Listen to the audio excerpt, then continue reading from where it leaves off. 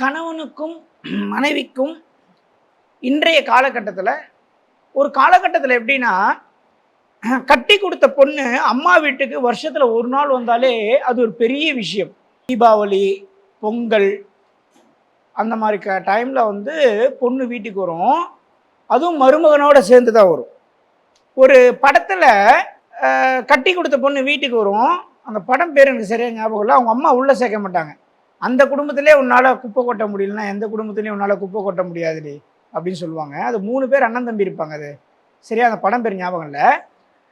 ஆனால் இன்றைய காலகட்டத்தில் வீக்கெண்டு சனிக்கிழமை ஞாயிற்றுக்கிழமையான அம்மா வீட்டுக்கு போயிட்டு ஞாயிற்றுக்கிழமை நைட்டு நான்வெஜ் சாப்பிட்டுட்டு திங்கக்கிழமை காலைல ஸ்கூலுக்கு அனுப்பணுன்ட்டு கிளம்பி வரக்கூடிய சுச்சுவேஷனில் ஒரு குடும்பம் வாழுது.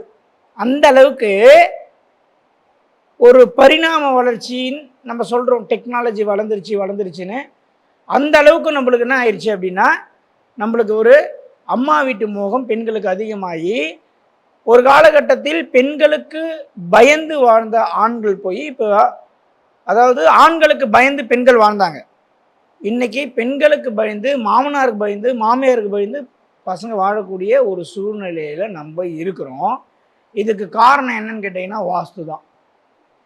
ஏன்னா வாஸ்து இவ்வளோ விஷயத்தை செய்யுமான்னு கேட்டிங்கன்னா, வாஸ்துவால் பாதிக்கப்பட்டவங்களுக்கு மட்டும்தான் தெரியும்.